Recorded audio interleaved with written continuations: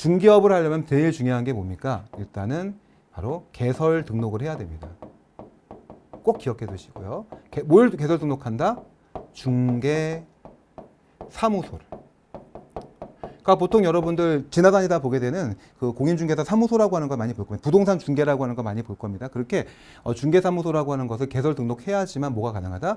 중개업이 가능하다는 점을 기억하시면 됩니다. 반드시 개설 등록을 해야지만 가능합니다. 자, 그래서 이게 중요하죠. 개설 등록을 하지 아니한 자 같은 경우는 뭐라고 하느냐, 이때를 무등록 중개업이라고 얘기합니다.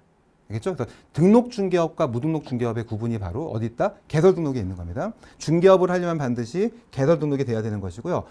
중개사무소에 대한 개설 등록 없이 중개를 업을 했을 경우에는 무등록 중개업이라고 얘기하고요. 자, 무등록 중개업이 되면 어떻게 됩니까? 처벌받게 되는 겁니다. 그죠? 바로 이렇게 무등록 중개업자는 처벌받게 됩니다. 엄청난 처벌을 받습니다. 됐죠? 그래서 뒤에 보세요. 중개사무소에 개설 등록을 하지 아니한 자, 이게 뭐죠? 바로 무등록 중개업이죠. 무등록 중개업입니다. 하지만 자, 이 사람도 뭐 할 수 있다? 알선을 할 수 있거든요. 근데 이거는 중개업은 되는 거죠. 하지만 뭐가 됩니까? 무등록 중개업이기 때문에 처벌받을 수밖에 없다. 이렇게 기억하면 되겠고요. 주의할 게 하나 있습니다, 여러분들. 여기다가 잠깐 체크 같이 해놓으세요. 무등록 중개업자는 처벌되는데요. 자, 이 무등록 중개업자한테 이렇게 의뢰한 사람이 있어요. 저 좀 이거 중개 좀 도와주세요 하는 이때 중개 의뢰자가 있다고 해봅시다. 중개 의뢰자가. 자, 중개 의뢰자는 처벌받지 않습니다.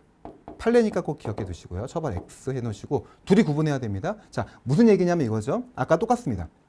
자, 이때는 갑이 있고요. 그리고 이제 A하고 B를 합시다. A하고 B가 있습니다.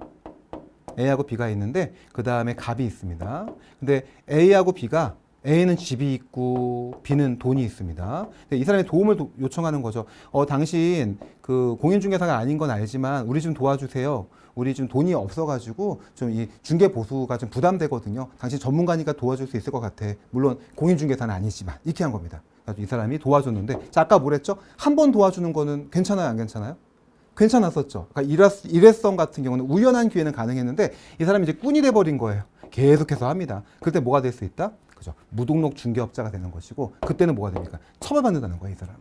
그렇지만 이 누구죠? 중개 의뢰자. 자, 우리 좀 도와주셈 했던 사람들, 얘네들은 처벌받지 않는다라고 하는 점, 그게 바로 여기에서 이어져야 됩니다.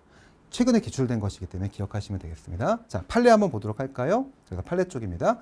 우연한 기회에 부동산 거래에 관한 알선을 하고 보수를 받은 행위는 뭐다? 중개업에 해당하지 않는다. 그죠? 일회성에 근거하는 거니까 우연한 기회에 부동산 거래를 알선한 거를 갖고 보수를 받았다 할지라도 중개업에 해당하진 않는다. 얘는 그래서 무등록 중개업은 아니라는 점을 기억하시고요. 자, 두 번째. 보수의 지급을 요구하였거나 보수를 받기로 약정하였을 뿐 실제로는 보수를 받지 아니하였다면, 자, 보수를 안 받았습니다, 돈을. 그렇다고 한다면 계속적인 알선 행위가 있었다 하더라도 중개를 업으로 한 것으로 볼 수 없다. 그만큼 뭐가 중요한 거죠? 보수라고 하는 것은 실제적으로 받아야 되는 게 중요한 겁니다. 왜요? 중개업이라고 하는 것은 뭐였습니까? 타인의 의뢰에 의해서 일정한 보수를 받고 중개를 업으로 하는 것이니까. 그래서 이 부분 보수를 받지 않았다라고 한다면 중개를 업으로 한 것으로는 볼 수 없다고 합니다. 따라서 중개사무소에 개설 등록을 하지 아니한 자가 부동산 거래에 알선을 하였다 할지라도 중개 보수를 요구하였을 뿐 그 보수를 받지 않았거나 받았다 하더라도 우연한 일회성의 알선에 그친 경우라고 한다면 그때는 무등록 중개업이라고 할 수 없으므로 처벌 대상이 되지 아니한다. 이거 좀 기억해 둡시다. 그러니까 우리가 느낌은 그렇거든요. 뭐 요구했지만 안 받았다고 한다면 우리 느낌은 어때요? 이거 요구했으면 나쁜 놈이구만. 처벌해야지 생각하지만 우리 법은 뭐라는 거죠? 실제적으로 받았어야지만 그때부터 중개업으로서 무등록 중개업자가 되는 거라고 생각하니까 사실 우리가 생각하는 거랑 조금 배치되어 있어요. 그죠? 그래서 보통 판례는 외우실 때 당연한 판례를 외우는 것이 아니라 이렇게 좀 예외적인 걸 외워주는 게 좋습니다. 그래서 저는 요거 많이 틀릴 것 같아가지고 정리를 해본 겁니다. 그래서 약정만 했고 받지 않았다고 한다면 이때는 무등록 중개업자로서 처벌하진 않겠다. 위에 거랑 좀 같은 맥락으로 좀 갑니다.